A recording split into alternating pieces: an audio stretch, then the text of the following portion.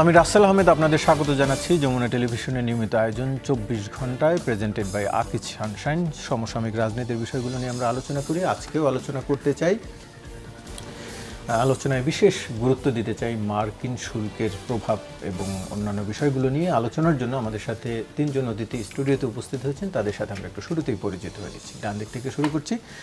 জনাব রাজিকুজ্জামান রতন, সহ সাধারণ সম্পাদক বাসদ, আপনাকে আলোচনায় স্বাগত। রয়েছেন জনাব আজাদ মজুমদার, প্রধান উপদেষ্টার উপ প্রেস সচিব, আপনাকে আলোচনায় স্বাগত জানাচ্ছি। ধন্যবাদ। এবং রয়েছেন জনাব ডক্টর রুশাদ ফরিদি, সহকারী অধ্যাপক, অর্থনীতি বিভাগ, ঢাকা বিশ্ববিদ্যালয়, আপনাকে আলোচনায় স্বাগত জানাচ্ছি। যেটি বলছিলাম যে আসলে মার্কিন রেসিপ্রোকাল ট্যারিফ বা মার্কিন ট্রাম্প শুল্ক বলছেন কেউ কেউ, সেটি নিয়ে আবার নতুন করে আলোচনা হয়েছে, যেহেতু আজকে যুক্তরাষ্ট্রের পক্ষ থেকে একটি ঘোষণা এসছে। সেটি নিয়ে জনাব রুশাদ ফরিদি, একটু আপনার কাছ থেকে জানতে চাই যে আমরা যে ঘোষণাটি আসলো 35% রেসিপ্রোকাল ট্যারিফ, এবং যেটি এটি আসলে কোন প্রক্রিয়ায় হবে? কেউ কেউ বলছেন যে এটি বাড়তি ট্যারিফ হবে, অর্থাৎ আগে যেই গড়পড়তা হিসেবে বাংলাদেশি পণ্য প্রায় 15% মতো বোধহয় শুল্ক দিত, তো সেটির সাথে কি যোগ হয়ে 35% হলে 50% ট্যারিফ হয়তো হতে পারে। এটি আসলে আমাদের এই বাণিজ্যের বাজারে কি প্রভাব পড়তে পারে? এই খবরটি তো মানে আজকেরই খবর, তাই না? তো তার আগে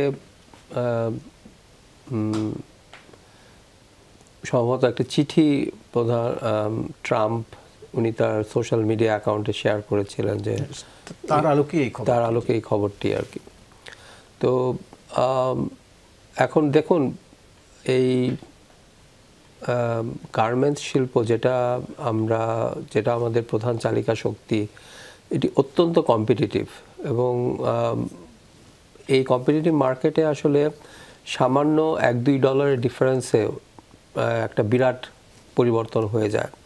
আমাদের প্রধান কম্পিটিটর ভিয়েতনাম, চায়নার তো শুল্ক যুদ্ধে একটা আছে, চায়নার বিষয়টা এখন একটু আলাদা, কিন্তু অন্যান্য ভারত, পাকিস্তান, টার্কি, তাদের সাথে একটা তুমুল প্রতিদ্বন্দ্বিতামূলক এবং প্রতিযোগিতামূলক একটা বাজারে বাংলাদেশকে টিকে থাকতে হয়। যেখানে $1-2 ডিফারেন্সে একটা অর্ডার হারাতে হয়, মানে পার পিসের কথা বলছি আমি, সেখানে 50% শুল্ক অতিরিক্ত পাওয়া যায়। এটা একটা বেশ ভয়ঙ্কর উদ্বেগজনক ব্যাপার, এবং এটা নিয়ে আমরা দেখছি যে ব্যবসায়ী মহলে একদম শুরু থেকে, আজ থেকে 2-3 মাস আগে যখন এই প্রথম কথাটা শুরু হয়, তখন থেকে একটা আতঙ্ক ছড়িয়ে ছিটিয়ে আছে। তো ব্যবসায়ীরা বলছেন যে ব্যবসায়ীরা অবশ্যই হয়তো অনেক জিনিস হয়তো তাদের ফেভারে নেওয়ার জন্য একটু বাড়িয়ে বলতে পারেন, কিন্তু এই ক্ষেত্রে এটা কোনো সন্দেহ নেই যে এটা প্রচণ্ড একটা নেতিবাচক প্রভাব পড়বে। এবং এর ফলে যেটা হবে যে ইউরোপের বাজারে যখন বেশিরভাগ ব্যবসায়ী তাদের ব্যবসা সুইচ করার চেষ্টা করবে, তখন সেখানেও কিন্তু সেখানকার ব্যবসায়ীরা একটা নেগোশিয়েট করে কম দাম দেওয়ার চেষ্টা করবে।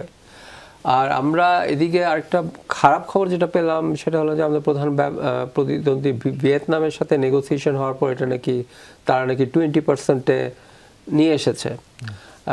আর এদিকে ভারতেরও একটা সুবিধাজনক নেগোসিয়েশন হওয়ার পথে নাকি। তবে বাংলাদেশের বিষয়টা হলো, বাংলাদেশে এটা কিন্তু এখনো ফাইনাল হয়ে যায়নি। অগাস্টের 1 তারিখ পর্যন্ত ওনারা একটা সময় দিয়েছেন, এবং বাংলাদেশের প্রতিনিধিরা ওখানে আছেন, জাতীয় নিরাপত্তা উপদেষ্টা আছেন, কমার্স আমাদের বাণিজ্য উপদেষ্টাও আছেন ওখানে। তো আমার ধারণা বাংলাদেশ থেকে চেষ্টা চলছে। এই আমার ধারণা ওনার চিঠিটা, ট্রাম্পের চিঠিটা হচ্ছে একটা থ্রেট, স্টিল একটা থ্রেট। এখনই কার্যকরী হবে তা না, কার্যকরী যদি হয়েই যেত, ফাইনালি হয়ে যেত, তাহলে তো আর এইসব নেগোসিয়েশনের কোনো মানে থাকতো না। তো আমরা আশা করতে পারি যে হয়তো সেটা আরেকটু কমে আসবে আর কি। জি, একটু জানতে চাই আজাদ মজুমদার, একটু আপনার কাছ থেকে জানতে চাই যে আমরা যেটির কথা তিনি বলছিলেন, ভিয়েতনামের কথা, যে গত এপ্রিলে ভিয়েতনামের উপর 46% পাল্টা শুল্ক আরোপের ঘোষণা দেওয়া হয়েছিল যখন, এবং তারা সেটি দর কষাকষি করে 20% নামিয়ে এনেছে। ওই সময় বাংলাদেশের উপরে 37% শুল্ক আরোপের কথা বলা হয়েছিল, 3 মাস পরে আমাদের উপর 35% বহাল রাখলো, যদিও আগস্টের 1 তারিখ থেকে কার্যকর হবে। কিন্তু এই 3 মাস পরে যে আমরা কি 2% নিয়ে আসলে সফল হলাম নাকি আমরা আসলে ব্যর্থ হলাম? না, প্রথম কথা হচ্ছে যে এখনো তো সাফল্য ব্যর্থতার হিসাব করার সময়টা হয়নি আমাদের দিক থেকে। আমরা তো আলোচনা চালিয়ে যাচ্ছি। আমাদের সাথে এর মধ্যেই কিন্তু কমপক্ষে 5টা মিটিং হয়েছে, বাণিজ্য আলোচনা হয়েছে এই যুক্তরাষ্ট্রের বিভিন্ন কর্তৃপক্ষের সাথে। আগামী কাল আরেকটা মিটিং হবে, তা পরশু আরেকটা মিটিং হবে। আমরা খুব আশা করছি যে আপনার হয়তো এর মধ্যে একটা সমাধান বেরিয়ে আসবে, গ্রহণযোগ্য সমাধান, যেটা আমাদের জন্য। আর ভিয়েতনামের সাথে আমাদের গার্মেন্টস সেক্টরে কম্পিটিশন আছে, এটা সত্য, কিন্তু ভিয়েতনাম অনেক কিছুতে ছাড় দিয়ে তারা এটা তাদের মতো করে নিয়েছে, কারণ তাদের অর্থনীতিটাই পুরোটা রপ্তানি বাণিজ্য নির্ভর। আপনি যদি দেখেন বিশ্বে যে কয়টা দেশ আছে তার মধ্যে ভিয়েতনাম অন্যতম একটা, যার এক্সপোর্ট হচ্ছে সারপ্লাস ইম্পোর্টের তুলনায়, এবং তার ইম্পোর্ট হচ্ছে এক্সপোর্ট $337 বিলিয়ন, এবং যুক্তরাষ্ট্র তার জন্য একটা বড় বাজার। তো আমাদের এক্সপোর্ট হচ্ছে সেই $337 বিলিয়ন, মানে অনেক কম, $48 বিলিয়ন গত বছর আমাদের। সো 5 ভাগেরও 1 ভাগ না তার ভিয়েতনামের তুলনায় আমাদের এক্সপোর্ট। এবং আমাদের এক্সপোর্টের ক্ষেত্রে এই যে $48 বিলিয়ন, এর মধ্যে গার্মেন্টস হচ্ছে $38 বিলিয়ন, এবং যুক্তরাষ্ট্রের বাজারে হচ্ছে $8 বিলিয়ন, আরও $30 বিলিয়ন অন্য অন্য বাজারে আমাদের গার্মেন্টস পণ্য যায়।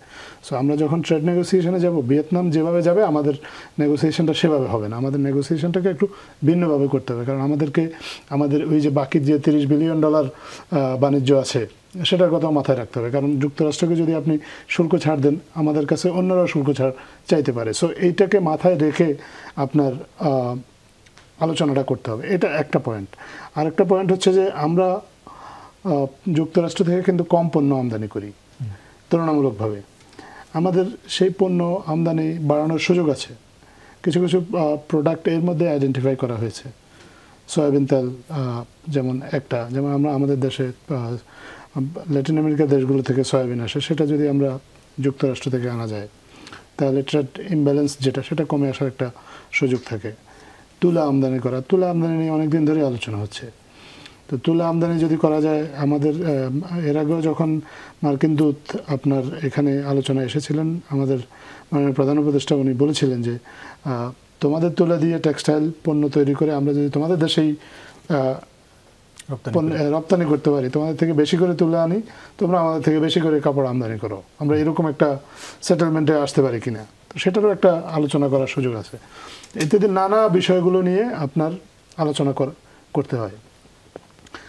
আরেকটা জিনিস আপনি যদি খেয়াল করে দেখেন, আমাদের ইন্টারিম গভর্নমেন্ট খুব বেশি দিন থাকবে না, কিন্তু এখন যদি আমরা কোনো অসম ট্যারিফের কোনো প্রস্তাব যদি ইন্টারিম গভর্নমেন্ট মেনে নিতে পারে, মেনে নিয়ে আপনাকে সাময়িকভাবে আপনার একটা কি বলবো, সাময়িকভাবে মনে করতে পারি যে একটা স্বস্তি দিতে পারি, কিন্তু লং টার্মে যখন পরবর্তীতে নির্বাচিত সরকার আসবে বা আরও দীর্ঘমেয়াদে যখন এই বাণিজ্যগুলো কন্টিনিউ করবে, তখন এটা কিন্তু একটা সমস্যা তৈরি করতে পারে বাংলাদেশের বাণিজ্য। এই বিষয়টাও মাথায় রাখতে হচ্ছে। তো ইত্যাদি নানা মানে বিষয়গুলোকে মাথায় রেখে ট্রেড নেগোসিয়েশনটা হচ্ছে।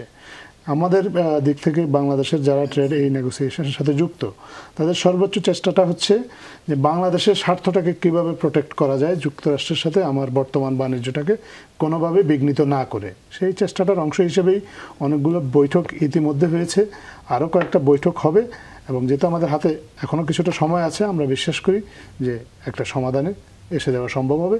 এখনই উদ্বিগ্ন হওয়ার মতো কিছু হয়নি। আপনি তুলার কথা বলছিলেন, কিন্তু ব্যবসায়ীরা তুলার সম্ভবত আমাদের আগে থেকেই মার্কিন তুলার ক্ষেত্রে শূন্য ট্যারিফ দেয়া আছে, কিন্তু ব্যবসায়ীরা খুব একটা আগ্রহী নয় বলে সেখান থেকে তুলা আনে না, নানান ধরনের আমদানির জটিলতার কারণে। তো সেইটির বিনিময়ে আসলে সেই জটিলতাগুলো তো নিরসন করার সুযোগ আছে। প্রথম কথা হচ্ছে আমাদের যে এখানে যে শুল্কটা এসেছে, এটার একটা বড় কারণ কিন্তু আমদানি রপ্তানির গ্যাপ। আপনার যুক্তরাষ্ট্র থেকে আমাদের আমদানি খুব কম হয়, রপ্তানিটা হয় বেশি। তো এখানে যদি শুল্ক যদি শূন্য হয়েও থাকে, অশুল্ক বাধা যদি আরও কিছু থাকে, সেগুলো যদি দূর করা যায় বা অথবা যদি ইনসেন্টিভ দিয়ে যদি তুলা আমদানিতে উৎসাহিত করা যায়, তো সেগুলো নিশ্চয়ই সরকারের যারা সংশ্লিষ্ট আছেন তারা ভেবে দেখবেন। আমি জানি না এ বিষয়ে তারা শেষ পর্যন্ত কী ধরনের সিদ্ধান্তে আসবেন। তাছাড়া আরও অনেকগুলো বিষয় নিয়ে আলোচনা আছে, যেমন বিমানের খুচরা যন্ত্রাংশ, তারপরে আপনার আমাদের যে বিমানের যে এই মুহূর্তে যে বিমান বাংলাদেশ এয়ারলাইন্স, তাদের বহরে আপনি যদি দেখেন যে তাদের বহরে 21টা বিমান আছে, এর মধ্যে বেশিরভাগই হচ্ছে বোয়িং। এবং বিমান আধুনিকায়ন করতে গেলে এই বোয়িংগুলোরও কিন্তু আপনার অনেকগুলোর মেয়াদ শেষ হয়ে এসেছে, 14-15 বছর হয়ে গেছে। সো আপনাকে নতুন করে বিমান কেনার এমনিতেও উদ্যোগ নিতে হবে। তো এখন বিমান কিনতে গেলে যদি বোয়িং কেনা যায়, তাহলে বোয়িংয়ের শর্তটা যদি সহজ হয়, সেটাও নিশ্চয়ই বিবেচনার বিষয় আছে। এরকম আরও অনেকগুলো বিষয় আছে। যে মোট কথা হচ্ছে যে আপনার ট্রেড গ্যাপটা কমানো এবং আপনার যে ট্যাক্সের যে পরিমাণ সেটাকে সহনশীল পর্যায়ে নামিয়ে নিয়ে আসা। যারা আলোচনা করছেন তারা অবশ্যই এই বিষয়গুলো ভেবে দেখবেন, এবং এগুলো নিয়ে অলরেডি কয়েক দফা আলোচনা হয়েছে, এবং আরও কয়েক দফা আলোচনার পর আমার মনে হয় না যে আর এটা নিয়ে খুব শঙ্কিত হওয়ার মতো কোনো ঘটনা থাকবে। রাজিকুজ্জামান রতন ভাই, একটু আপনার কাছে জানতে চাই, আমরা যেটি দেখলাম যে বিভিন্ন হিসেবে এখনো আজকেও যে আরেকটি তথ্য বেরিয়েছে যে বাংলাদেশ এখনো রপ্তানিতে, পোশাক খাতের রপ্তানিতে দ্বিতীয় অবস্থান ধরে রেখেছে, কিন্তু ওভারঅল যে বাজারের হিস্সা, সেই জায়গা থেকে দেখা গেছে যে আমরা আগের তুলনায় হিস্সা কিছুটা কমেছে, আমাদের 7 থেকে 6-এর ঘরে নেমে এসেছি। অন্যদিকে ভিয়েতনাম 5 থেকে 6-এর ঘরে গেছে, তাদের হিস্সাটা বাড়ছেই। যদিও এটি এই সরকারের উপরে বর্তা এমনটি না, তারা 24-এর পর্যন্ত তথ্যটি দিয়েছে, 23-24-এর কম্পেয়ার হিসেব করলে। একটু আপনার কাছে জানতে চাইছি, এই যে এই ট্যারিফ শুল্কে তারা 20-এর মধ্যে মার্কিন যুক্তরাষ্ট্রকে রাজি করাতে পারলো, বাজারে হিস্সা তাদের বাড়ছে, তাদের এমন কি পদ্ধতি রয়েছে যে তারা পারছে কিন্তু আমরা পারছি না? ধন্যবাদ। কোনো একটা দেশ যদি আমদানি রপ্তানিতে কোনো একক পণ্যের উপর নির্ভরশীল হয়ে পড়ে, সেটা সে দেশের জন্য যেমন ঝুঁকিপূর্ণ, যার সঙ্গে আমদানি রপ্তানির ব্যবসা করে তার জন্য এটা সুবিধাজনক হয়ে যায়। যেমন বাংলাদেশের এখন এক্সপোর্ট আর্নিংয়ে যদি বলি 82%, কখনো বলি 84% গার্মেন্টসের উপরই নির্ভরশীল। এটা তো পৃথিবীর সব দেশই জানে। আমাদের একক বৃহত্তম খাত হচ্ছে গার্মেন্টস রপ্তানির ক্ষেত্রে দেশ হচ্ছে আমেরিকা, আর জোটগতভাবে ইউরোপিয়ান। আচ্ছা, তাহলে ইউরোপ কেন নানাভাবে আমাদের গার্মেন্টসকে নজরদারির মধ্যে রাখে, খবরদারির মধ্যে রাখে? কারণ তারা জানে যে ইউরোপের রপ্তানির উপর আমাদের গার্মেন্টস শিল্পটা নির্ভরশীল। আমেরিকাও কেন এই হিসাব নিকাশটা করছে, এবং আমেরিকা যে বললো যে আপনাদের সঙ্গে আমাদের আমদানি রপ্তানির মধ্যে একটা বিরাট পার্থক্য আছে, আপনারা দুঃখ পাবেন না, হতাশ হবেন না, হ্যাঁ, এবং বলছে যে শুল্ক হারটা সম্পর্কের ভিত্তিতে বাড়ানো কমানো হতে পারে, ফলে এটা নিয়ে হতাশ হবেন না আপনারা। তার মানে সম্পর্কের ভিত্তিতে, সম্পর্কটা মানে আন্তঃবাণিজ্যের ক্ষেত্রে, মানে আন্তদেশীয় বাণিজ্যের ক্ষেত্রে সম্পর্কটা কিভাবে নির্ধারিত হবে? এটি কি বাজারের উপরে নির্ভর করে না রাজনৈতিক সিদ্ধান্তের উপর নির্ভর করে? যদি শুধুমাত্র বাজারের উপর নির্ভর করতো, যে মুক্ত বাজার অর্থনীতির কথাটা খুব ফলাও করে প্রচার করা হয়, এবং যে মুক্ত বাজার অর্থনীতির আঘাতে আমরা আমাদের স্ট্রাকচারাল অ্যাডজাস্টমেন্ট পলিসি ফলো করতে গিয়ে আমাদের পাট শিল্পটাকে প্রায় আমাদের শেষ করে ফেললাম। রাষ্ট্রীয় পাটকলগুলো বন্ধ হতে হতে সর্বশেষ তো শেখ হাসিনার শাসনামলে যে 25টা সর্বশেষ ছিল সেগুলো বন্ধ করে দেওয়া হলো। এগুলো কেন লোকসান হতো? পাটের উৎপাদন কি কমে গেল? বিশ্ববাজারে পাটের চাহিদা কি কমে গেল? কাঁচা পাটটাই কি আমাদের এখন প্রধান রপ্তানিকারক দ্রব্য হবে? পাটের বহুমুখীকরণ করা কেন গেল না? ভারতের সঙ্গে বাংলাদেশের পাটের বাণিজ্যের ক্ষেত্রে ঘাটতিগুলো কি? এগুলো খুব আলোচনা করার ব্যাপার ছিল, কারণ পাট ছিল আমাদের একটা নিজস্ব কাঁচামাল, পাটের নিজের একটা বাজার আমার নিজের দেশের মধ্যে আছে। আবার ধরুন চামড়া, আমাদের 22 কোটি 23 কোটি বর্গফুট চামড়া প্রতি বছর আমাদের বাংলাদেশে নানাভাবে সংগৃহীত হয়।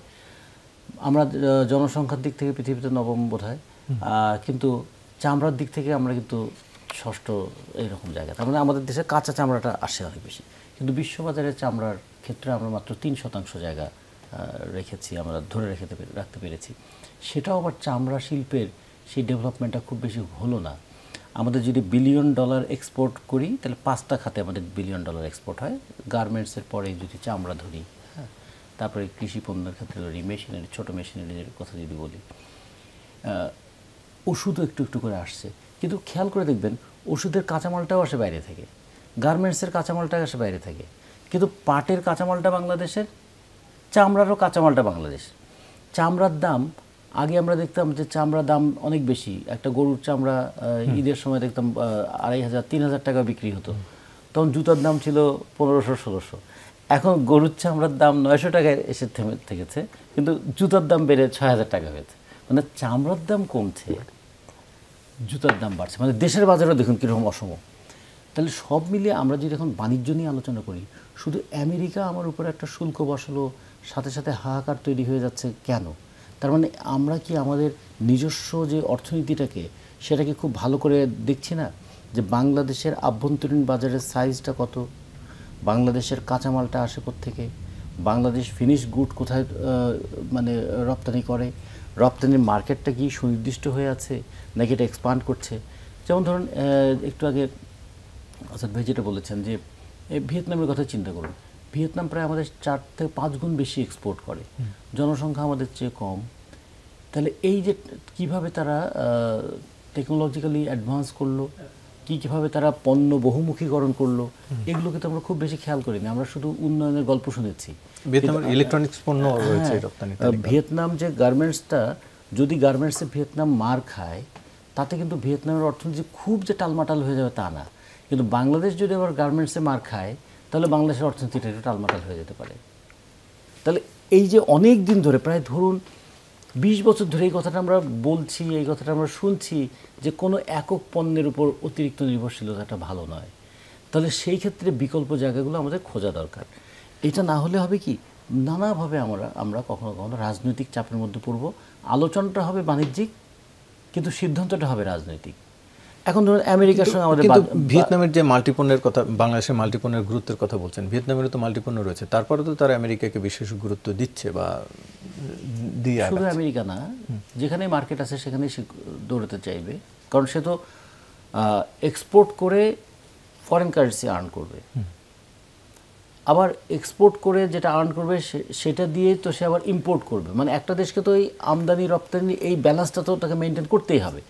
এই ব্যালেন্সটা মেনটেন করতে গিয়ে যখন ব্যালেন্স অফ পেমেন্টের ঘাটতি হয়ে যায়, তখন সেই জায়গায় আমরা আবার মানুষ রপ্তানি করে রেমিটেন্স নিয়ে এসে সেটা পূরণ করার চেষ্টা করি। তাহলে প্রত্যেকটা দেশ তার মতো করে তার অর্থনীতি সাজাবে না? তা আমরা এটা বলছিলাম যে আমাদের দেশেও আমাদের কেন এই দিকগুলোকে ভাবা হয়নি, বরঞ্চ কখনো কখনো একটা ধাক্কা আমাদের দরকার। আমেরিকার সঙ্গে আমাদের মোট বাণিজ্য 2024 সালের যে বলা হয়েছিল $10.6 বিলিয়ন, তার মধ্যে আমরা এক্সপোর্ট করেছি $8.4 বিলিয়ন, ওখান থেকে আমদানি করেছি $2.2 বিলিয়ন। আমেরিকা থেকে কি আমদানি করি আর বাংলাদেশ থেকে আমরা কি রপ্তানি করি? বাংলাদেশ থেকে যা রপ্তানি করি সেখানে ভ্যালু অ্যাডিশন কত, সেই রপ্তানির মধ্য দিয়ে আমি কতটুকু আয় করি, বাড়তি আয় কতটুকু করি। আমেরিকা থেকে যা কিনি, এখন ধরুন এখন আমরা স্টারলিংকের যে ইয়েটা হবে, তা সেটা কিনতে গিয়ে আমার যে পরিমাণ টাকা আমার দিতে হবে, আর গার্মেন্টস পণ্য রপ্তানি করে আরএমজি পণ্য রপ্তানি করবে কতটুকু মার্জিন রাখতে পারবো। ফলে অনেক সময় হয় যে ওই স্বর্ণকারের টুকটাক কামারের একঘা। আমরা ধরেন যে মানে 100 কন্টেইনার কাপড় রপ্তানি করলাম রেডিমেড, ওইটা দিয়ে একটা বোয়িং কেনার অর্ধেক টাকাও হবে না। ফলে আমেরিকার সঙ্গে আমার তো ওরা যে ভ্যালু অ্যাডিশন করা জিনিসপত্র আমাদের এখানে করে। কিংবা ছোট্ট করে একটু উদাহরণ দিয়ে দেখি, ভিয়েতনাম যে রেডিমেড গার্মেন্টস পণ্য রপ্তানি করে তার ওখানে ভ্যালু অ্যাডিশন কত। ইভেন কম্বোডিয়াতে কেন গার্মেন্টস শ্রমিকদের মজুরি বাংলাদেশের প্রায় দ্বিগুণের মতো দিতে পারে কেন? একটা ছোট দেশ না, 1.5 কোটি মানুষের দেশ, 7 লক্ষ গার্মেন্টস ওয়ার্কার, আমাদের গার্মেন্টস ওয়ার্কার এখানে 40 লক্ষ, আমরা রপ্তানিতে আমরা দ্বিতীয়, কিন্তু আমরা করি সব লো কস্ট প্রোডাক্ট, এবং এই লো কস্ট প্রোডাক্টে প্রচুর হিউজ পরিমাণ এক্সপোর্ট করে সেখানে মানে মার্জিন থাকে কম, ফলে অনেক বেশি পণ্য আমাদের রপ্তানি করতে হয়। অনেকটা শ্রমঘন শিল্পের মতো হয়ে গেছে, প্রচুর পরিমাণ শ্রমিকদেরকে আমাদের এখানে কাজে লাগাতে হয় এবং আমাদের প্রফিট থাকে কম। তাহলে কেন আমাদের এখানে 40 বছরের গার্মেন্টস, এই গার্মেন্টসটাকে আমরা শুধু প্রণোদনা দিয়েই টিকিয়ে রাখছি কেন? তাহলে তারাও কেন ভিয়েতনামের মতো, কম্বোডিয়ার মতো, নিদেন পক্ষে শ্রীলঙ্কার মতো একটু যেগুলোতে ভ্যালু অ্যাডিশন বেশি হয় সেই সমস্ত পণ্যের দিকে যেতে পারছে না? আমরা একটা ডেনিম রপ্তানি করে $8 আমরা রপ্তানি করি, ওখানে গিয়ে $40, $50, $60 সেটা বিক্রি হয়। তা আমাদের যে $8 আমরা রপ্তানি করি, $8 থেকে আমাদের কতটুকু মার্জিন থাকে? আচ্ছা, সেই ডেনিমটার জন্য আমার কি পরিমাণ ওয়াটার পলিউশন হয়। শুল্ক বাড়লে এর আচ্ছা, শুল্ক তো দামটা আরো কমানোর শুল্কর বিষয়টা আমি পরে আসি, কিন্তু নিজের দেশের মধ্যে তার প্রভাব কি পড়ে মানে দাবি জানাচ্ছে মার্কিন কোম্পানিগুলো, মানে যেটি গার্মেন্টস ব্যবসায়ীরা বলছেন যদি শুল্ক আরোপ হয় তাহলে তাদের এই বিক্রির যে রেট সেটি আরো কমে যাওয়ার আশঙ্কা রয়েছে। না, খুব বেশি যে কমবে আমার কিন্তু অর্থনীতির শিক্ষক আছেন, উনি ভালো বুঝবেন। ধরুন আমি তো $8 দিয়ে পাঠাই, ওখানে তো বিক্রি করে হচ্ছে $40। আচ্ছা, $8 উপর যদি ধরুন 50% শুল্কও আসে, তো এটার দাম কত হতে পারে? কিন্তু সে তো ওখানে $40 বিক্রি করছেই। ফলে এইটার যে খুব বড় কোনো প্রভাব পড়বে তা না, কিন্তু আতঙ্কটা অনেক বড় হবে। এইটাকে কিভাবে ম্যানেজ করবে দেখবেন আমাদের গার্মেন্টস শিল্প ঠিকই এটা ম্যানেজ করে নেবে, কিন্তু ওই ম্যানেজ করে সে একভাবে টিকে থাকবে। আমাদের মানে বিবেচনাটা করা উচিত, গার্মেন্টসকে আমরা শুধু এই লো এন্ডের প্রোডাক্ট তৈরি করে এই গার্মেন্টসটাকে আমরা সাস্টেইন করে রাখতে পারবো? জি, আজিদ ভাইয়ের কাছে আরেকটি বিষয় জানতে চাইব যে 26 জুন একটি বৈঠক হয়েছিল এবং যেটি আমরা প্রেস উইংয়ের বরাতেই জানতে পারি যে সেই বৈঠকে বাংলাদেশের পক্ষে নিরাপত্তা উপদেষ্টা খলিলুর রহমান নেতৃত্ব দিয়েছিলেন, ডক্টর খলিলুর রহমান, এবং তখন তিনি বলেছিলেন যে মার্কিন দলের সাথে আলোচনা খুব ভালো অগ্রগতি হয়েছে এবং উভয় পক্ষই একটি সুসংবাদ দেওয়ার পর্যায়ে রয়েছে, উভয় পক্ষ দ্রুত চুক্তিটি চূড়ান্ত করার জন্য গুরুত্ব সহকারে প্রচেষ্টা চালাচ্ছে, মানে এক ধরনের ভালো সংবাদ পাওয়া যাবে বলি। তো এখনও আবার বলা হচ্ছে যে আমরা আগামী 10-11 তারিখে যেটি বৈঠক হবে সেখানে ভালো কিছু হয়তো আসবে। আসলেই কি এরকম ভালো কিছুর আশায় রয়েছে নাকি যে সরকারিভাবে আসলে বলতে হয় মানুষকে আশ্বাস দিতে সেই পর্যায়ে রয়েছে? তবে আমি সেটি জানবো, তার আগে একটু বিরতি নিয়ে আসি। দর্শক, ছোট্ট একটি বিরতির পর ফিরছি, সঙ্গেই থাকুন। আবারও স্বাগত, দেখছেন 24 ঘন্টা আলোচনায় ফিরছি। জনাব আজাদ মজুমদার, একটু আপনার কাছে জানতে চাই, যেটি বলছিলাম যে 26 জুনও একটি বৈঠক হয় এবং সেই বৈঠকের পরে বেশ আশাবাদী ছিলাম আমরা, এখনও আশাবাদীর কথা বলছেন আপনারা, আজকেও প্রেস উইং থেকে বলা হয়েছে, আসলে কতটা আশা হওয়ার মতো পর্যায়ে রয়েছে? প্রথমত বৈঠক তো অনেকগুলোই হয়েছে, 26 জুন আপনাদেরকে একটা প্রোগ্রেস জানানো হয়েছে, প্রোগ্রেসটা যদি না থাকতো তাহলে তো আর জানানো হতো না। আপনার সবগুলো বৈঠকের তো শেষে কিন্তু কোনো প্রোগ্রেস এভাবে জানানো হয় নাই। আর 26 জুনের পরে কিন্তু ওয়ার্কিং ডে গেছে মাত্র 7টা এখন পর্যন্ত।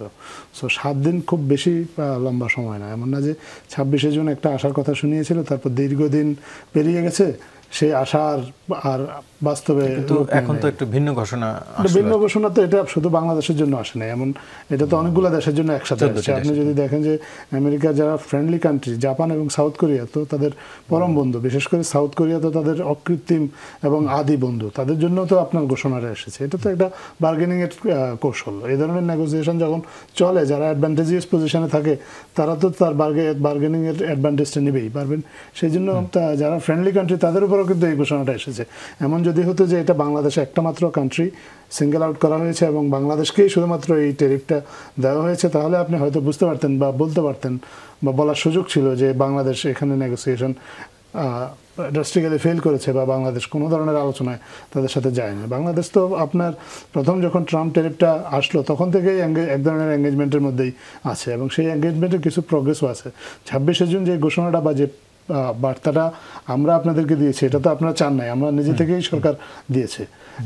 মিডিয়া তো আর সেটার জন্য ইনকোয়ারি করে নাই যে আপনার এই কি প্রোগ্রেস আছে আমাদেরকে জানান। সরকার নিজেরা মনে করেছে যে একটা প্রোগ্রেস আছে, এখন জানানোর মতো সময় এসেছে, তারপর সরকার এটা জানিয়েছে এবং তারপর থেকেও আলোচনাটা কিন্তু কন্টিনিউ আছে। এবং সেই আমরা 26 জুন যখন প্রোগ্রেসটা আপনাদের সাথে শেয়ার করেছিলাম তার পরপরই কিন্তু আমাদের বাণিজ্য উপদেষ্টা আপনার মার্কিন যুক্তরাষ্ট্রে গিয়েছেন এবং সেখানে উনি আলোচনায় সরাসরি যোগ দিয়েছেন এবং আজকে রাত্রে বাণিজ্য সচিবও যাচ্ছেন। তাছাড়া আরও যারা সরকারি পর্যায়ের কর্মকর্তা আছেন বা ওয়াশিংটনে বাংলাদেশ দূতাবাসের কর্মকর্তা আছেন, তারা তো এই প্রসেসের সাথে ইনভলভ আছেনই।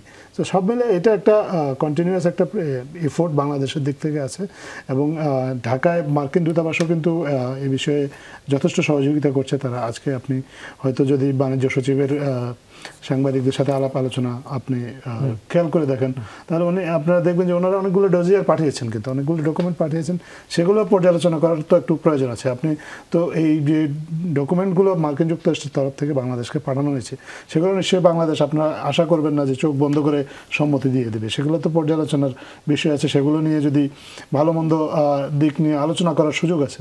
সো এই সুযোগটা তো বাংলাদেশকে দিতে হবে এবং বাংলাদেশকে নিতেও হবে, কারণ বাংলাদেশ তো সর্বোচ্চ চেষ্টা করবে বাংলাদেশের ইন্টারেস্টটা কতভাবে প্রোটেক্ট করা যায়। আর মার্কিন যুক্তরাষ্ট্র তাদের ইন্টারেস্টটা প্রোটেক্ট করতে চাইবে। সো এইগুলো নেগোসিয়েশনের মাধ্যমে আমরা মনে করি যে উইন উইন একটা সিচুয়েশন সলিউশনে আসা যাবে, এবং সেটার জন্য সময় এখনও শেষ হয়ে যায়নি, এখনই প্যানিক হওয়ার কোনো কারণ নেই বলছেন। ডক্টর রুশাদ ফরিদী, একটু আপনার কাছ থেকে জানতে চাই, যেটির কথা একটু আগে আজাদ ভাই বলছিলেন যে বোয়িং সহ বা আরও যেসব পণ্যের বিষয়, যেহেতু মার্কিন এই ট্যারিফটি আসলে ট্রেড গ্যাপটা হচ্ছে মূল ফোকাস, আবার আরেকটি তার আজকে ট্রাম্পের যে চিঠিটি আসলো সেখানে আলোচনার জন্য তিনি জায়গা রেখেছেন এমনটিও ইঙ্গিত দেওয়া হচ্ছে, অর্থাৎ নেগোসিয়েশনের। সেই জায়গা থেকে এই ধরনের এই যে বোয়িং কেনা কিংবা অন্য অস্ত্র কিংবা অন্যান্য কোনো সামগ্রী কেনার বিনিময় কি আসলে এটি কতটা সম্ভব হবে, অর্থাৎ এই শুল্ক কমিয়ে আনা সম্ভব হবে বা কতটা বাস্তবসম্মত বাংলাদেশের জন্য বলে আপনি মনে করেন? হ্যাঁ, মানে এই শুল্কের যে হারটা, এটা আসলে এটাকে যে বলা হচ্ছে পাল্টাপাল্টি শুল্ক, আসলে তো ব্যাপারটা তা না। এমন না যে বাংলাদেশের শুল্ক যত পার্সেন্ট আমেরিকার উপরে তার পাল্টা হিসেবে এটা বসানো হয়েছে, এবং কোনো দেশের ক্ষেত্রেই তা না। এটা বেসিক্যালি একটা ট্রেড গ্যাপ, এক্সপোর্ট ইম্পোর্টের গ্যাপ, এবং সেটা ইম্পোর্টের রেশিও কত, ওভাবে একটা হিসাব করা হয়েছে। যদিও সেই হিসাবটা মানে নিয়ে অনেক প্রশ্ন উঠেছে, কিন্তু মূলত বেসিক্যালি ট্রাম্পের লক্ষ্যটা হচ্ছে কি ট্রেড গ্যাপটা কমানো। তো ট্রেড গ্যাপটা কমানোর জন্য এখন তাহলে এখন দেখতে হবে যে ট্রেডের ফ্লোটা কোন দিক থেকে কোন দিকে যায়। এটা তো আসলে কমপ্লিটলি একটা প্রাইভেট ডিসিশন, তাই না? এটা একটা সরকার কখনো নিয়ন্ত্রণ করতে পারে না মুক্তবাজার অর্থনীতিতে যে কে কোথা থেকে ব্যবসা করবে, কেন করবে এবং কেন করবে না। তো এখন এই পরিবর্তিত পরিস্থিতিতে যেটা আসলে ফ্রি ট্রেড, গভর্নমেন্টের ইন্টারভেনশনটা ফ্রি ট্রেডের এগেনস্টে পুরোপুরি।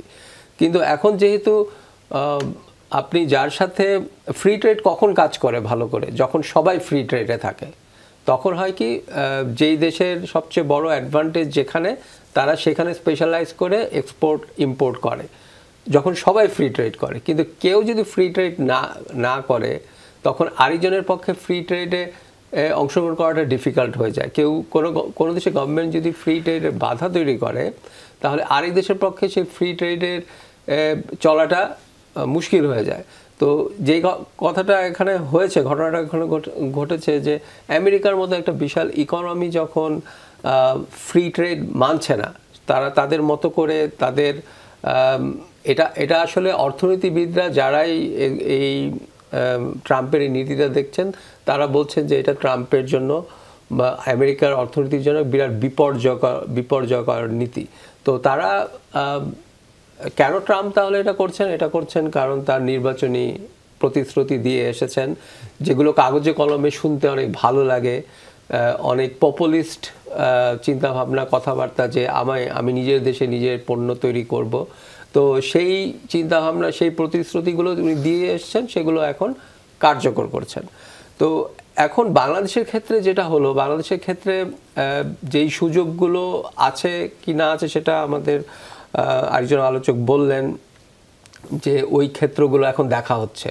এখন অনেক সময় ফ্রি ট্রেড বিষয়গুলোতে অনেক অশুল্ক বাধাও থাকে, শুল্ক বাধা ছাড়া অশুল্ক বাধা থাকে, অনেক ইনফ্রাস্ট্রাকচারাল প্রবলেম থাকে। তো এখন সেই ক্ষেত্রগুলো দেখা হচ্ছে যে কোন কোন প্রোডাক্টে কিভাবে কি করে এই বাণিজ্য গ্যাপটা কমিয়ে আনা যায়। তো সেটা এখন আসলে বিষয়টা হচ্ছে যে ট্রাম্পের এই নীতিটা, ট্রাম্পের যেই প্রক্রিয়াতে ট্রেডটা হচ্ছে, এটা আসলে আরেকজন আলোচক যেটা বললেন যে এটা রিলেশনশিপের ব্যাপার, এবং সেই রিলেশনশিপটা ঠিক করার জন্যই কিন্তু যেটা হলো যে ওই এলন মাস্কের সাথে একটা সম্পর্ক স্থাপন করার জন্য স্টারলিংক আনা হলো। সেটা আমার কাছে মনে হয় যে স্ট্র্যাটেজি হিসেবে কিন্তু খারাপ স্ট্র্যাটেজি ছিল না, কিন্তু দুর্ভাগ্যক্রমে এখন এলন মাস্কের সাথে ট্রাম্পেরই একটা বিরাট দূরত্ব তৈরি হয়েছে। সো বাংলাদেশের ওই ইনভেস্টমেন্টটা মনে হয় মাঠেই মারা গেল কিনা। তো আর আমার কাছে যেটা মনে হয় যে এই এক্সপোর্ট ইম্পোর্টের গ্যাপ তো কমিয়ে আনার চেষ্টা করতেই হবে, সেটা চালু থাকতে হবে, কিন্তু সেই সাথে রাজনৈতিক যে পার্টটা, যেটা হচ্ছে রাজনীতিতে আমি আপনার কতটুকু পরিচিত, আমি আপনার কতটুকু কাছে যেতে পারি, এগুলো ট্রাম্পের জন্য, ট্রাম্পের মতো রাজনীতিবিদ বা ইন জেনারেল ওয়াশিংটনেই এটা একটা খুবই সেই বিবেচনায় কি আমরা অতটা কাছে যেতে পারছি না? পারছি, অবশ্য কাছে যাওয়াটা কঠিন, কারণ এটা যদি ডেমোক্রেটদের গভর্নমেন্ট হতো তাহলে এই সরকারের পক্ষে কাছে যাওয়াটা অনেক সহজ হতো। আর শুধু কারণ এক একটা রাজনীতি তো এক একটা ঘরানা থাকে, এক একটা নেটওয়ার্ক থাকে। তো এই নেটওয়ার্কের কাছে যাওয়া, যেটা আমেরিকাতে বলা হয় নিওকন, এক্সট্রিম রাইট, কঠিন হচ্ছে বলে সেই ঘরানার কাছাকাছি যাওয়াটা একদিক থেকে বাংলাদেশের এই সরকারের জন্য কঠিন। জি, একটু যেতে চাই রাজিকুজ্জামান রতন ভাই, একটু আপনার কাছে জানতে চাই, প্রসঙ্গ একটু পাল্টাই। আজকে সহায়তার টাকা না পেয়ে জুলাই ফাউন্ডেশনের অফিসে ভাঙচুর করেছেন আহতরা। হামলাকারীদের অভিযোগ, জুলাই গণঅভ্যুত্থানে আহতদের দ্বিতীয় ধাপের টাকা দেওয়ার কথা বলে 3-4 বার ঘোরানো হয়েছে। আরেকটি গুরুতর অভিযোগ করেছেন তারা, এখানকার ভেতরের লোকদের সাথে যাদের সম্পর্ক ভালো তাদেরকে আগে টাকা দেওয়া হচ্ছে। একটু আপনার মন্তব্য জানতে চাই। তার আগে শুধু একটু এক কথা বলি, এখন অনেকে বলছে এটা হচ্ছে আমেরিকার টিটিটি নীতি। টিটি মানে ট্রাম্প ট্যারিফ টুইস্টিং নীতি।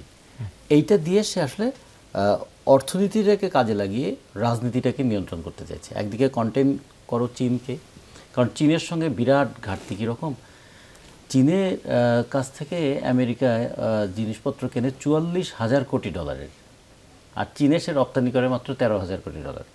এই যে গ্যাপ, এটা বাংলাদেশের মতো এই $2-4 কোটি, $200-400 কোটি এটা কোনো ব্যাপারই না। হ্যাঁ, মূল তো ধাক্কাটা ওখানে। এবং চীনে এই শুল্ক নীতি, শুল্ক হার বাড়িয়ে দেওয়ার ফলটা কি দাঁড়াবে, আইফোনের দাম যদি এখন 40% বাড়ে, যে আইফোনটা $1,100 বিক্রি হতো সেই আইফোন যদি এখন $1,700 বিক্রি হয়, তাহলে ধাক্কাটা লাগবে তো অনেক বেশি। ফলে ওইখানে সে ম্যানেজ করতে চাইছে। আর আমাদের এখানে টাকার অর্থে এটা খুব বড় টাকার গ্যাপ না, আমেরিকার মতো বিশাল অর্থনীতির জায়গায়, কিন্তু আমাদের রাজনীতির উপর তার প্রভাবটা কি পড়তে পারে সেটা খুব গুরুত্ব সহকারে দেখতে হবে। ফলে লড়াইটা হচ্ছে বাণিজ্যের, লক্ষ্যটা হচ্ছে রাজনীতির। এটাকে আমরা একটু বিবেচনা রাখতে চাই। আর আজকের যে ঘটনাটা বললেন, এটা একটু খুবই দুঃখজনক বিষয় যে জুলাই থেকে প্রায় 1 বছর হয়ে গেল না। আমাদের এই জুলাই আন্দোলন বাংলাদেশের রাজনীতিতেও অনেকগুলো নতুন দিক নিয়ে এসেছিল, যে মানুষ কত সাহসের সঙ্গে একটা স্বৈরাচারী ব্যবস্থাকে মোকাবেলা করতে পারে, এবং নিপীড়নের মুখেও মানুষ যে দমে যায় না। এবং সেই জায়গায় ছাত্ররা, বিশেষ করে আমরা বলবো নিম্নবিত্ত পরিবারের সন্তানেরা এবং কোনো কোনো ক্ষেত্রে প্রাইভেট বিশ্ববিদ্যালয়ের ছাত্ররা, দুইটার কিন্তু একটা অদ্ভুত বিষয় ছিল। আমরা পাবলিক বিশ্ববিদ্যালয়ের ছাত্ররা অনেকটা সিকিউরড ছিলেন, কিন্তু এই প্রাইভেট বিশ্ববিদ্যালয় এবং তারা যেভাবে রাস্তায় নেমে এসেছিলেন এবং তারা যেভাবে আহত হয়েছিলেন, আহতদের সংখ্যা তো কখনো বলা হচ্ছে 20,000-এর উপরে। এই আহতরা যে কী সাফারিংসের মধ্যে আছে, এটা আমাদের একটু ভালো করে বিবেচনা করা দরকার। এবং এদের একটা বড় অংশ কিন্তু যুবক, তরুণ, তাদের সামনে একটা বড় জীবন পড়ে আছে। এবং প্রতিনিয়ত যে তরুণটা তার একটা চোখ হারিয়েছে, যে সে ঠিকমতো প্রস্রাব করতে পারে না, যে হাঁটতে পারে না, তার কাছে কিন্তু প্রতিদিনের যন্ত্রণা তাকে প্রতিদিন ক্ষুব্ধ করে তোলে। সে হয়তো এটা ভাবতে চায়নি যখন আন্দোলনে গিয়েছিল, যে আন্দোলনে গিয়ে আমি তো মারাও যেতে পারি। তখন একটা অন্যায়কে মোকাবেলা করাটাই তার সামনে বড় বিষয় ছিল। ফলে নৈতিক একটা জাগরণ তার মধ্যে ঘটেছিল। কিন্তু এখন 1 বছর পরে সে যখন অর্থনৈতিক চাপের মধ্যে পড়ে গেছে, চিকিৎসার খরচটা কিভাবে মিটবে, বাকি জীবনটা কিভাবে চলবে, এই অনিশ্চয়তা তাকে কিন্তু বিক্ষুব্ধ করে তোলে। সাথে সাথে আশাবাদী জায়গাগুলো হওয়ার মতন রাজনীতিতে যদি ঘটনা না দেখে, তখন কিন্তু এটা আরও বেড়ে যেতে পারে। একটু প্রাসঙ্গিকভাবে ছোট্ট করে বলি, একটু মুক্তিযুদ্ধের পরেও কিন্তু এরকম একটা পরিস্থিতি তৈরি হয়েছিল। মুক্তিযুদ্ধে বিপুল সংখ্যক আহত যারা, তারা একসময় বলল এই যুদ্ধের জন্য আমি পা দিলাম, দেশটা নিজের পায়ে দাঁড়াবে বলে, কিন্তু নিজেও পঙ্গু হলাম, দেশও তো নিজের পায়ে দাঁড়াচ্ছে না। সেখান থেকে কিন্তু একটা ক্ষোভ তৈরি হয়েছিল। এক রিক্সা চালকের এই কথাটা আমার দারুণ মনে দাগ কেটেছিল আমার। কিংবা ধরুন মুক্তিযুদ্ধের পরে একটা গান হয়েছিল না, এক নদী রক্ত, সেখানে একটা কথা বলা ছিল না, হয়তো বা ইতিহাসে তোমাদের নাম লেখা হবে না। অনেক আত্মত্যাগকারী মানুষ এই বড় বড় সংগ্রামে, যাদের নাম হয়তো ইতিহাসে থাকে না। এটা একটা সময় ছিল। এখন কিন্তু এই যুগে, এখন যখন সোশ্যাল মিডিয়ার যুগ, অনেকে কম্পেয়ার করে যে আমরা তো পা হারালাম, আমি তো এই ক্ষতিগ্রস্ত হলাম, আমার চিকিৎসার দায়িত্বটা কি ঠিক মতো পালন করা হবে না? এটা যেমন একটা দিক আছে, পাশাপাশি তাদের একটা মোটিভেশনের জায়গাটাও খুব দরকার ছিল, তাদের পাশে কারো থাকা দরকার, যে রাষ্ট্র যেটুকু সহায়তা করছে সেই সহায়তার টাকাটা ঠিক মতো যাচ্ছে কিনা, চিকিৎসাটা ঠিক মতো হচ্ছে কিনা, এবং তারা অন্তত এইটুকু ভরসা পাচ্ছে কিনা যে আমাদের রাষ্ট্রের হয়তো অনেক কিছু দেওয়ার ক্ষমতা নাই, কিন্তু রাষ্ট্র আমাদের প্রতি দায়টা পালন করছে, আমাদের প্রতি দায়িত্বটা পালন করছে। এই জায়গাও কোনো কোনো ক্ষেত্রে একটা গ্যাপ তৈরি হয়েছে। আজকে যখন তালা মারছিল, তখন তালা মারার সময় তারা যে বিক্ষুব্ধ কথাবার্তাগুলো বলছিল, এটা কিন্তু এই তরুণদের মুখ থেকে এই কথাগুলো শুনতে একটু কষ্টই লাগে, যে তারা এত ক্ষুব্ধ হয়ে এই কথাগুলো বলছেন। একজন তো বলছেন আমি তো ঠিকমতো প্রস্রাব করতে পারি না। তাহলে তার যে যন্ত্রণা, সেই যন্ত্রণার উদ্গীরণ হয়ে যায় কখনো কখনো এই জায়গায়। আমরা মনে করি খুব দ্রুততম সময়ে এই আহতদের ব্যাপারে শুধুমাত্র টাকা বরাদ্দটাই যথেষ্ট নয়, তাদের প্রতি আমাদের একটা দায়িত্ব পালন করাটাও খুব গুরুত্বপূর্ণ। জি, আবারও আলোচনায় ফিরবো, তবে তার আগে একটি বিরতি নিয়ে আসি। দর্শক, ছোট্ট একটু বিরতির পর ফিরছি, সঙ্গে থাকুন। আবারও স্বাগত, দেখছেন 24 ঘন্টা আলোচনায় ফিরছি। ডক্টর রুশাদ ফরিদী, একটু আপনার কাছে আসতে চাই। আজকে মহিলা পরিষদ, বাংলাদেশ মহিলা পরিষদ একটি তথ্য জানিয়েছে, সেটি গণমাধ্যমের রিপোর্টের আলোকে। গত বছরের জানুয়ারি থেকে ডিসেম্বর পর্যন্ত 516টি ধর্ষণের ঘটনা ছিল। এবছর জানুয়ারি থেকে জুন পর্যন্ত 6 মাসেই 481টি নারী ও কন্যা শিশুর ধর্ষণের খবর প্রকাশিত হয়েছে। এর মধ্যে শিশুর ক্ষেত্রেই হয়েছে 385টি। সমস্যাটি কোথায় আসলে?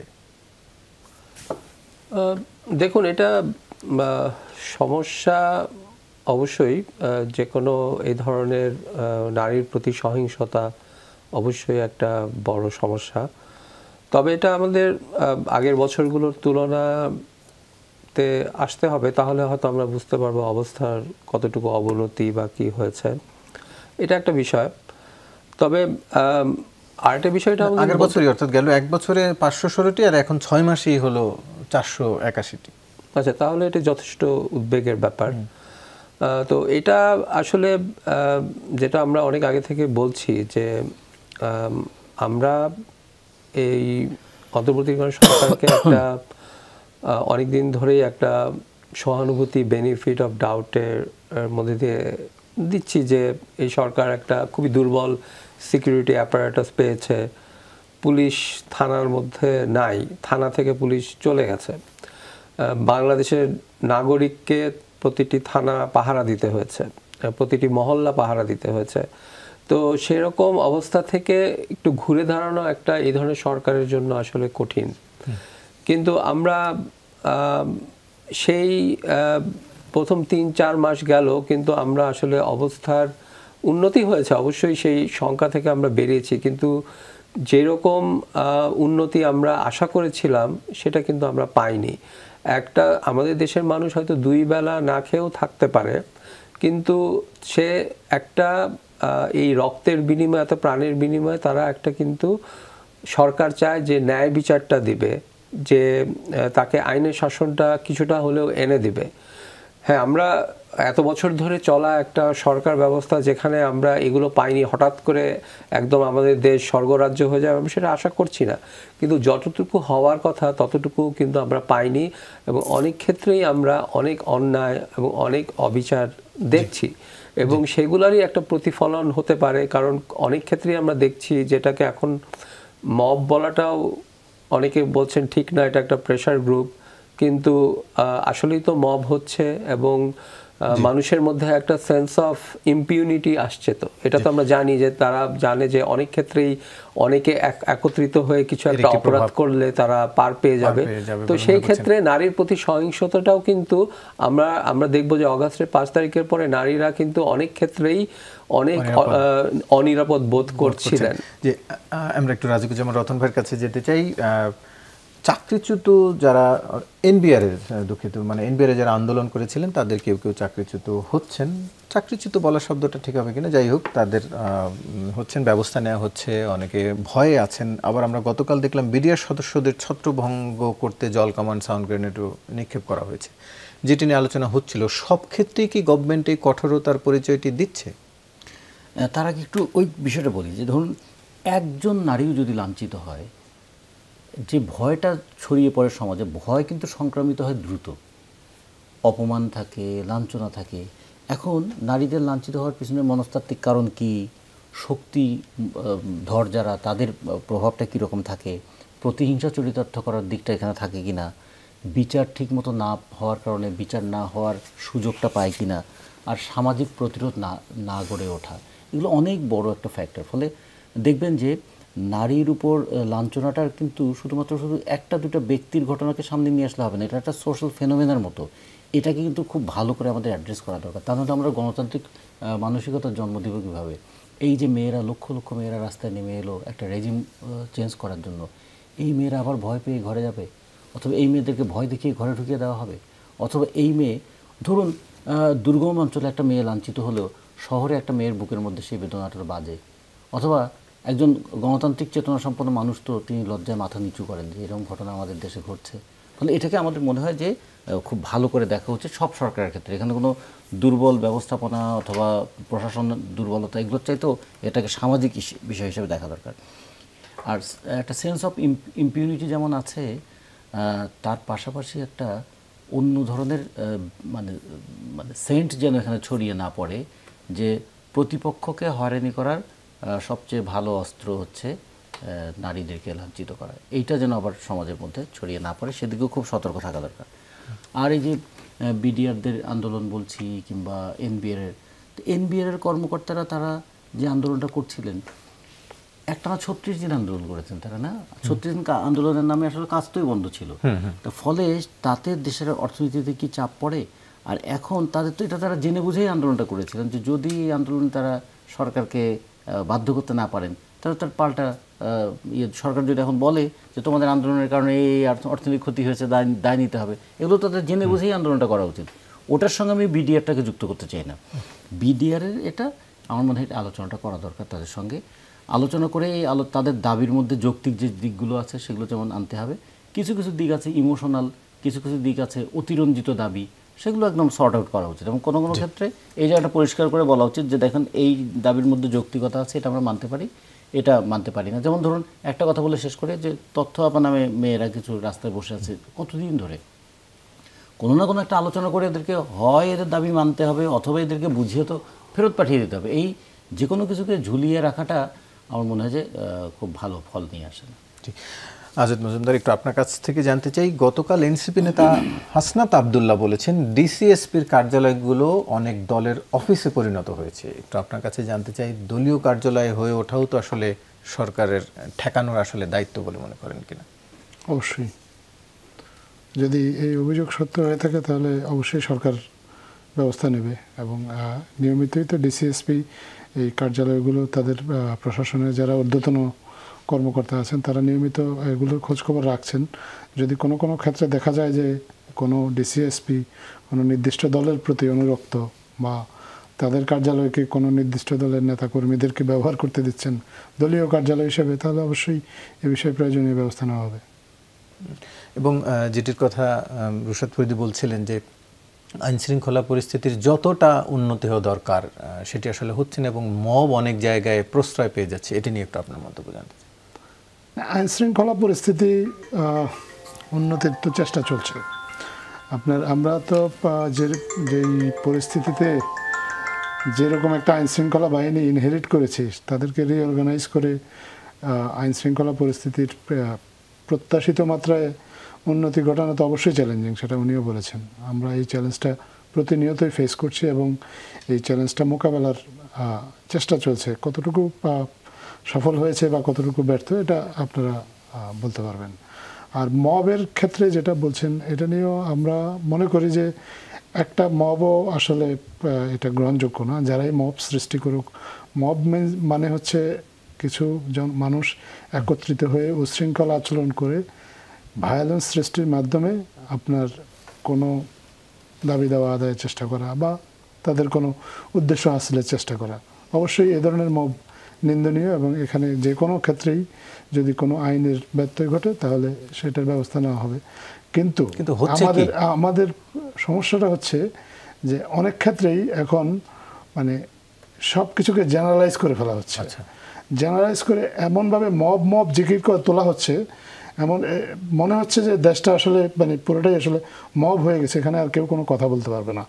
মানুষ সাধারণ প্রতিবাদ করলেও সেটাকেও মব হিসেবে চালিয়ে দিয়ে এটা এক ধরনের জাস্টিফিকেশন করার চেষ্টা করা হচ্ছে এবং সরকারের দিকে আঙ্গুল তোলানোর চেষ্টা করা হচ্ছে। আমরা মনে করি যে এইটা ঠিক না। মবকে আমরা কখনোই ডিফেন্ড করি না, মবকে ডিফেন্ড করার কিছু না, আমরা আগেও বলেছি। কিন্তু দয়া করে আমরা সবাইকে অনুরোধ করছি মবটাকে একটু ক্লিয়ারলি ডিফাইন করেন, যেটা মব সেটা অবশ্যই মব এবং সেখানে অবশ্যই আইনগত ব্যবস্থা। প্রতিবাদটিকে আলাদাভাবে ইন্ডিকেট করার কথা বলছেন। যে আপনাদের তিনজনকে আলোচনা অংশ নেওয়ার জন্য ধন্যবাদ। দর্শক, এই ছিল আজকের 24 ঘন্টার আয়োজন। ধন্যবাদ সাথে থাকার জন্য।